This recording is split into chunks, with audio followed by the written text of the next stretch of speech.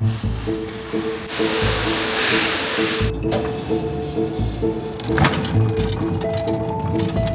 we're at our Friday distribution here at Tellefson Park in Culver City, and we are bringing food from grocery stores that our drivers have collected this morning and distributing it here in the park. The beauty of it is we're doing two things with this one type of work we do. We're both feeding people and we're doing something that's really important for climate change. Martine, pull the lever. Volunteer. Any volunteers over here help me unload, please? Grab a cart. These guys have been out doing pickups at the stores this morning. So they start about 5 o'clock. They go do their routes and then they all come back here, and we have about 30 to 45 minutes to get everything out and processed on the tables and open the lineup. Because once we start to go, that's it. We won't stop until the line is finished. FoodCycle's mission is to feed people, not landfills. And basically what we're doing is create an infrastructure to ensure that all the food that is edible goes to feed people instead of getting thrown into the landfills. Load him quick and he's got to go right back out. What would have happened to this food 10 years ago, 20 years ago? It would have gone into the landfill. Everything would have gone into the landfill. One of the reasons that FoodCycle exists is that here in the US, it's estimated that between 30 and 40% of our edible food is getting thrown away. So this is millions and millions of pounds of food. And we started doing this work more than 20 years ago at a time when we would go to grocery stores, and even though we would show up every day, they would still throw food in the dumpster. Reducing waste is the most important thing that we can do to reduce our greenhouse gas footprint. Organic waste is anything that when it ends up in a landfill, it produces methane. So it can be your food scraps, it can be your yard waste, it can also be cardboard or textiles. But food and yard waste are what break down the quickest and generate the most methane in landfills.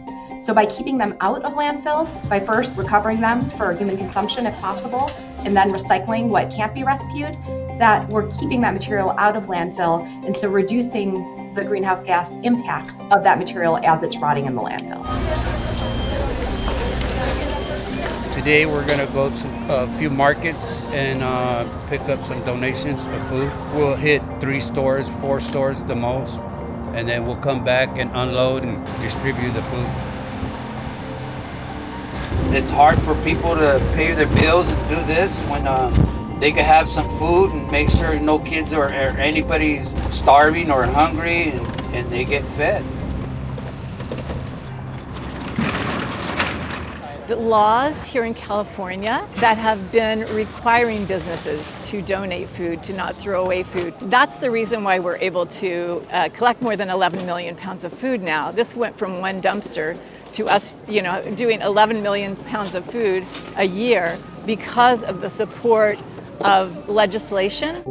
Senate Bill 1383 requires that 75% of organics are diverted from landfills. And those organics are everything from food and yard waste to cardboard to textiles, so anything that when it's in the landfill produces methane.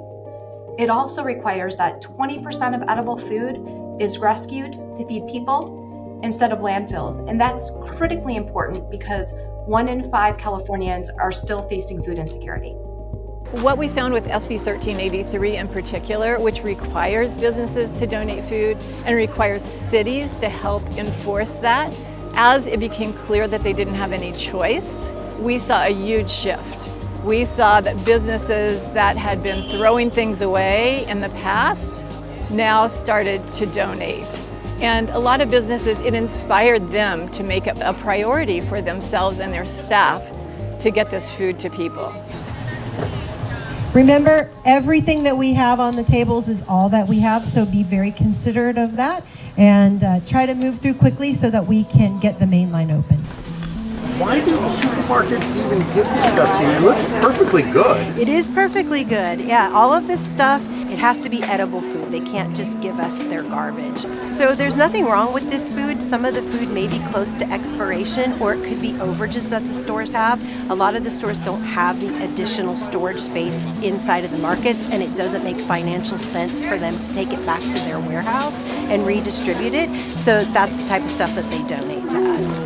And we work really hard with the grocery stores so that they understand what types of donations they can give to us and what types of donations they should be composting.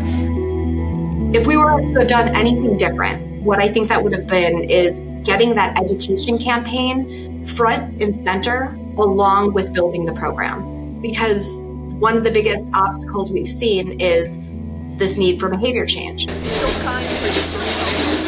I learned that we're wasting a lot of food and we shouldn't, because there's so many people that need it. I think about it at my house, how I can save food and not just throw food away. At home, I tend to cook more, honestly, instead of wasting food. You know, I don't just let it sit there. When I go grocery shopping, I'm more mindful. Am I really going to use this, or do I want it just because it's on sale? So yeah, definitely just being more mindful of what I'm bringing in the house. Mindful more of what I'm putting in my body too. I think people need to know more about success stories around the environment to also understand that it's possible to move the needle instead of feeling like, you know, it's so big, let's walk away. It's not too hard.